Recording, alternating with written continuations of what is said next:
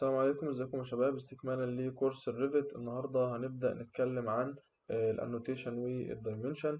المحاضرة اللي فاتت عرفنا ازاي ان احنا نعمل الحصر بتاعنا سواء كان للكونكريت او للرينفورسمنت. المحاضرة دي ان شاء الله هنبدأ نتكلم عن الديتيلز والانوتيشن وازاي ان احنا نبدأ نعمل دايمنشن او ابعاد عشان لما نيجي نخرج اللوحة بتاعتنا يكون التفاصيل بتاعتها كلها كاملة، وازاي ان احنا نعدل عن التكست او نضيف تكست او نعمل دايمنشن ونعدل عليه.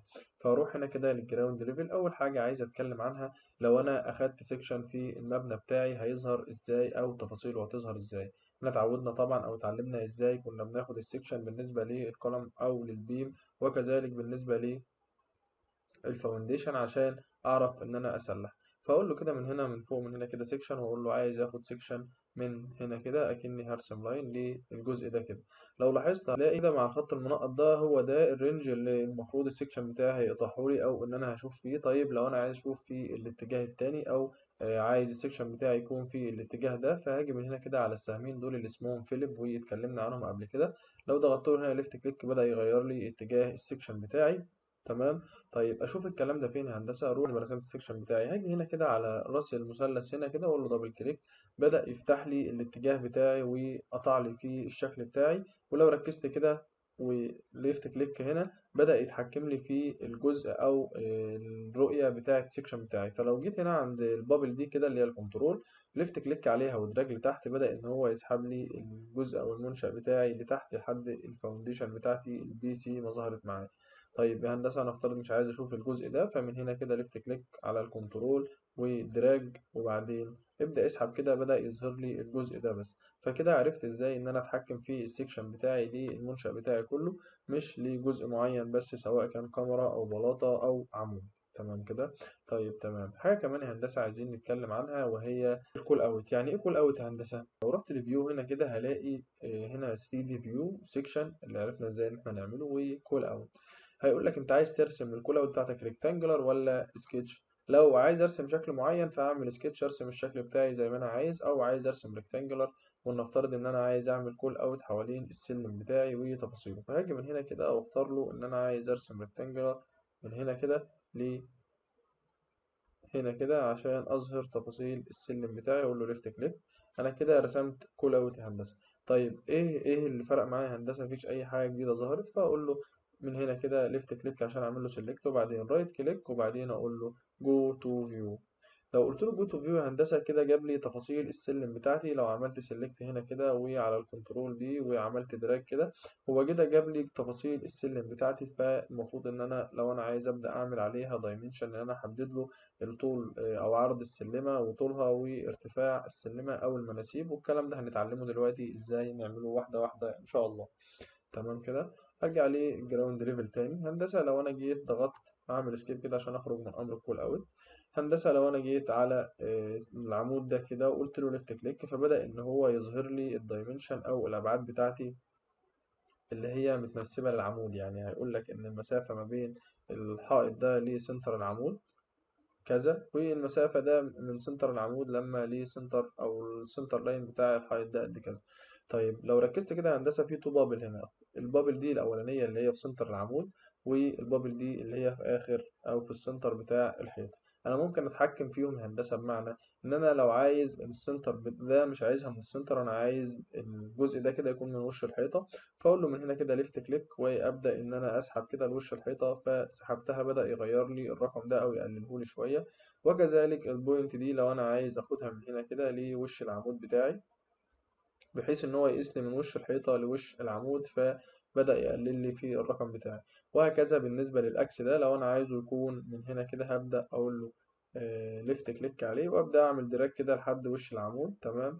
يبدأ يغير لي الرقم بتاعي. فكده عرفت ان انا اظبط الاكسات بتاعت الاعمدة، بحيث ان انا لو التو اكسس اللي عندي العمود مش في السنتر بالظبط، مرحل من هنا جزء او مرحل من هنا رقم، فابدأ ان انا اظبط الارقام دي. تمام كده. طيب هندسة لو ركزت كده هتلاقي مكتوب هنا الدايمنشن بتاع حضرتك وتحته علامة زي اللينير كده. لو جيت ضغطت على اللينير دي ليفت كليك كده فبدأ يثبت لي الدايمنشن بتاعتي، لكن أنا شايف إن الدايمنشن بتاعتي صغيرة أو بتكبر وتصغر على حسب الجزء بتاع اللي واخداه من الشاشة. تمام كده. طيب ماتك هندسة إن الدايمنشن دي اسمها temporary dimension. مش دايمنشن دائمة. بمعنى ان التمبروري دايمنشن دي هي الدايمنشن اللي محطوطة، لو رحت على اي كولم او اي عنصر هيبدأ يطلع لي التمبروري دايمنشن بتاعها اللي هي متنسبة ليه. تمام كده. وعرفنا ازاي ان احنا نثبتها، وعرفنا ازاي ان احنا نعمل دراج، ان احنا عايزين مثلا السنتر لاين بتاع العمود يكون مترحل، او الاكسس بتاعة العمود، التركيز بتاع العمود في مسافات ان العمود مش في السنتر بتاع الاجساد بالظبط. تمام كده. طيب تمام. عايزين نتكلم عن ايه تاني هندسة بالنسبة للتمبروري دايمنشن؟ عشان اعدل في التمبرور دايمنشن دي هندسه، هي دي حاجه تخص البرنامج، الديفولت بتاع البرنامج. فاتفقنا عشان نعدل فيها هنروح اول حاجه فايل، بعدين نروح لاوبشن، ومن اوبشن هاجي هنا عند جرافيك، هنزل تحت هنا كده السايز. مثلا لو افترضنا ان السايز بتاعي بتاع الدايمنشن ده هو صغير جدا، فاقول له انا عايز اعمله مثلا 15. تمام. واقول له اوكي. لما قلت له اوكي بدأ يكبر لي هنا في حجم الدايمنشن بتاعتي اللي بتظهر معايا. تمام. لكن في عندي مشكلة. المشكلة دي هندسة ان في هنا باك جراوند كده وعلى الكلام بتاعي. الباك جراوند ديت ممكن تكون مثلا تخفي لي عمود. يعني مثلا لو انا جيت هنا كده وقلت له انا عايز اعمل سيلكت ده، وعملت زوم اوت كده، فبدأ مثلا يخفي لي شكل العمود من الباك جراوند اللي موجودة دي. اعدلها ازاي هندسة؟ برضه هنروح من فايل، بعدين اوبشن، وجرافيك، وانزل هنا تحت، والباك جراوند عندي هنا هي وبيك، لا هختار له الاختيار التاني اللي هو ترانسبيرنت، وبعدين اقول له اوكي. تمام كده. فلما اجي هنا كده على اي عمود هندسه يبدا ان هو شال لي الباك جراوند بتاعتي، خلاها لي شفاف، او مفيش باك جراوند بتكون بلون معينه، بحيث ان انا اعرف اشوف العمود بتاعي واشوف التفاصيل بتاعته. تمام كده. طيب تمام. تمام هندسة، لو انت عايز تعمل دايمنشن سواء كانت بين الاجساد او الدايمنشن الداخلية، تعمل الكلام ده ازاي؟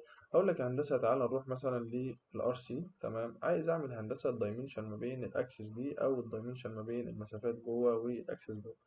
فهتروح من هنا من التاب بتاعت انوتيت وتبدأ تعمل الليجن. ده المفروض ان انا ابدا اعمل مسافات سواء كانت افقيه او مايله، وهو يقيس لي الطول بتاعها. تمام كده. فاجي من هنا كده اقول له انا عايز من هنا، وعايز اقيس ما بين هنا وهنا. تمام. وهو مكمل معايا. لو قلت له كده ليفت كليك، وبعدين اروح على الاكس اللي بعده ليفت كليك، وهكذا ليفت كليك، ومكمل معايا كونتينوس على كل اكس هروح له عليه، بيطلع لي الدايمنشن بتاعه. تمام كده. طيب وهكذا اكمل الدايمنشن بتاعه المنشأ بتاعتي كلها في وقت قليل جدا. كده خلصت الدايمنشن بتاعت اتجاه من الاربع اتجاهات بتوعي، لكن وهم كلهم مع بعض كده كتلة واحدة. فهطلع فوق كده واقول له مثلا انا عايز، خلاص تمام، هطلع هنا اقول له ليفت كليك. كده هندسة انا خلصت الدايمنشن بتاع اتجاه من الاربع اتجاهات، او وجهة من الاربع وجهات اللي عندي. تمام. طيب اول حاجة هندسة مبدئيا كده، ركزت هتلاقي الارقام متداخله في بعض، وشكل الاسهم بتاعي برضو متداخل في بعض. فحل الكلام ده ازاي؟ هقول له ليفت كليك على الدايمنشن دي كده. فمبدئيا لو عايز تعمل لهم موف هتيجي من هنا كده وتختار، يا اما تحركهم لفوق او تحركهم لتحت او تحركهم بقدر معين انت عايزه. فانا افترض انا حركتهم بالاتجاه ده كده. طيب تمام. وبعدين يا هندسه انا عايز ابدا اعدل على التكست دي كده. تمام. وابدا اعدل على اشكال الاسهم والكلام ده. اعمل الكلام ده منين؟ هندسه احنا اتفقنا لو عايز اعدل على حاجه في البروجكت بتاعي نفسه، هروح من قائمه بروبرتيز وابدا اختار. انا مثلا هفترض ان انا عايز اختار واحده من الفاميلي دي كده، او من الطيب دي، فاختار له واحده من الطيب دي ايا كان ايه هي، وبعدين اقول له اوكي. يبدا يعدل لي فيها او يغير لي فيها يا هندسه. تمام. طيب هندسه احنا عايزين نبدا نعدل في شكل الدايمنشن او التكست بتاع الارقام، بحيث انها تبان لي واضحة، وايه الإعدادات اللي أنا ممكن أعملها تانية على الدايمنشن بتاعتي كتوتال. تمام كده. طيب هاجي من هنا كده من إيديت طيب هندسة، وأقول له أنا عايز أعمل دوبليكيت لنفس النوع ده، وأقول له عايز أسميه نفترض إي إكس،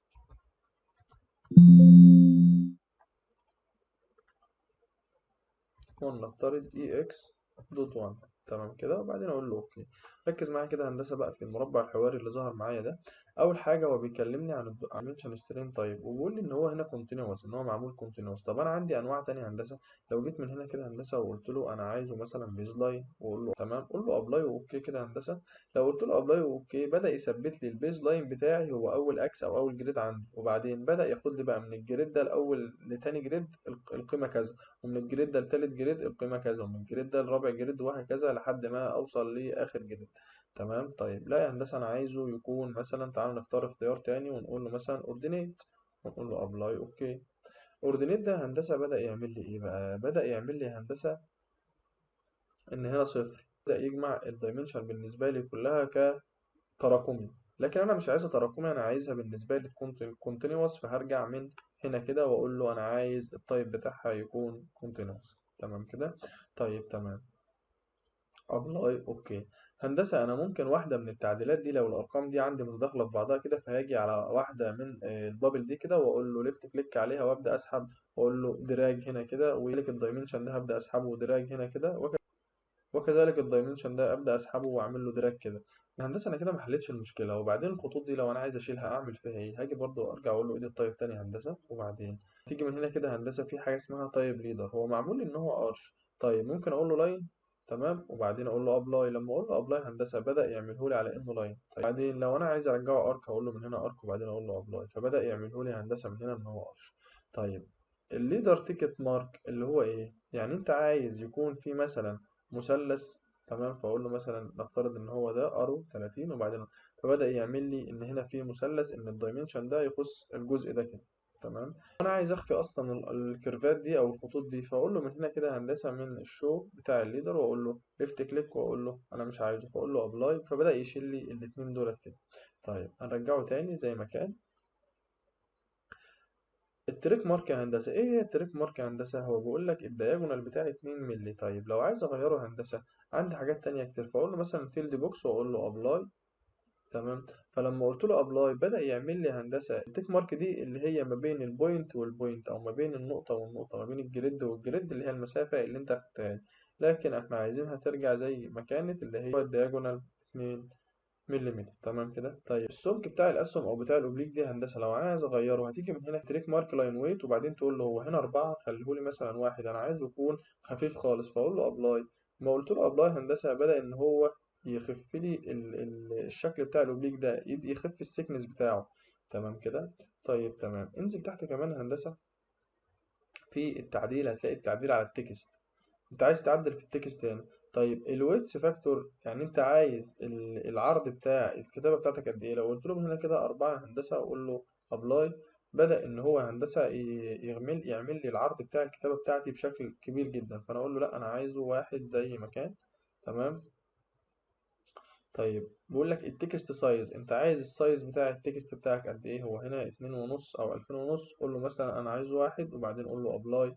بدأ ان هو يصغر لي حجم التكست بتاعي. او لو قلت له من هنا انا عايزه مثلا 3، وبعدين قلت له ابلاي، بدأ يكبر لي الشكل او التكست بتاعي بتاع الدايمنشن بتاعتي. طيب انت عايز هندسه الاوفست، المسافه ما بين الدايمنشن قد ايه، اللي هي المسافه دي انت عايز المسافه دي قد ايه؟ فاقول له مثلا عايزها من هنا 2، وبعدين اقول له انتر. لما اقول له ابلاي بص كده هندسه بدأ ان هو يرفعها لي لفوق شويه كده.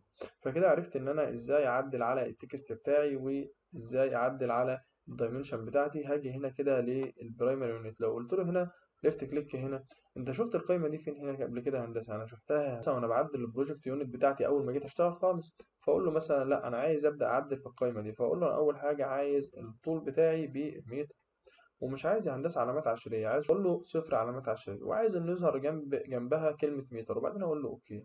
لو قلت له ابلاي كده هندسه بص بقى على اللي هيحصل، بدا ان هو يجيب لي ان ده 1 متر، ده 1 متر، ده 4 متر، وهكذا. لكن باعتبار ان انا عندي علامات عشريه، فاقول له من هنا كده انا عايز يظهر معايا ولنفترض 2 علامة عشرية، وبعدين اقول له اوكي. لو قلت له ابلاي بدأ يعدل لي في شكل التكست بتاعي بتاع الدايمنشن بتاعي. فكده عرفنا ازاي ان احنا نعمل الدايمنشن بتاعتنا، وازاي ان احنا نعمل التكست، وازاي ان احنا نعدل عليها. حاجة كمان يا هندسة، لو انت رحت لواحد من الاليفيشن بتوعي، ولنفترض ان هو الايست او النورث او الويست، لو انت يا هندسة عايز تعرف منسوب حاجة معينة، ولنفترض ان هو منسوب البلاطة دي، او منسوب بلاطة السلم، او حتى نعمل الميل بتاع السلم، نعمل الكلام ده ازاي؟ اقول لك بسيطة خالص يا هندسة. مبدئيا بس كده ليفت كليك على الجريد بتاعتك، وابدأ إن هم يتسحبوا كلهم لبره كده، بره المنشأ بتاعك. وبعدين تعالى بقى هنا كده هندسة، أقول له من انوتيت عايز أعمل سبوت كوردينيشن أو سبوت إليفيشن. السبوت إليفيشن دي يا هندسة هتيجي هنا يقول لك مثلا أنت عايز تعرف المنسوب بتاع البلاطة دي، تمام كده، وأقول له ليفت كليك هنا، وبعدين ليفت كليك فوق، وبعدين اسحب لبره كده، يعمل لك المنسوب بتاعها اللي هو 470. من هنا كده هندسة افترضنا عايز إن أنا أبدأ أعمل منسوب للبلاطة دي أو منسوب لبلاطة السطح. تمام كده. فهاجي من هنا كده عشان نعملها، اتفقنا ان هو عشان اعمل اليفيشن لازم لي 3 نقط، فاقول له ليفت كليك هنا كده وبعدين ليفت كليك فوق وبعدين ليفت كليك هنا، بدأ يجيب لي المنسوب بتاع البلاطه بتاعتي دي. طيب تمام، لو هندسة أنا عايز أعرف الأسلوب بتاع السلم بتاعي ده أعمله إزاي؟ أسلوب، وبعدين تعالى هنا كده هندسة على الجزء بتاع السلم بتاعك ده وقول له ليفت كليك هنا. يبدأ يقول لك أنت عايز الأسلوب يتكتب فوق ولا يتكتب تحت؟ فأقول له يا هندسة أنا في المكان اللي يناسبني هختاره مثلا ونفترض هنا تحت وأقول له ليفت كليك. فبدأ يعمل لي هنا الأسلوب بتاعي تمام. لو جيت هنا كده هندسة أعمل اسكيب، خرجت من الأمر. لو جيت هنا كده لو عايزه يتعدل يبقى هنا فوق، فأقول له من فيلب هنا يبدأ يغيره لك من فوق لتحت. لكن أنت كده هندسة عملت الأسلوب بتاعك السلم تمام كده. طيب تمام. لو رحت هندسة برضو للار سي او البلان بتاع الار سي تمام، وقلت له من هنا كده من النوتيت انا عايز اعمل اظبط كوردينيشن.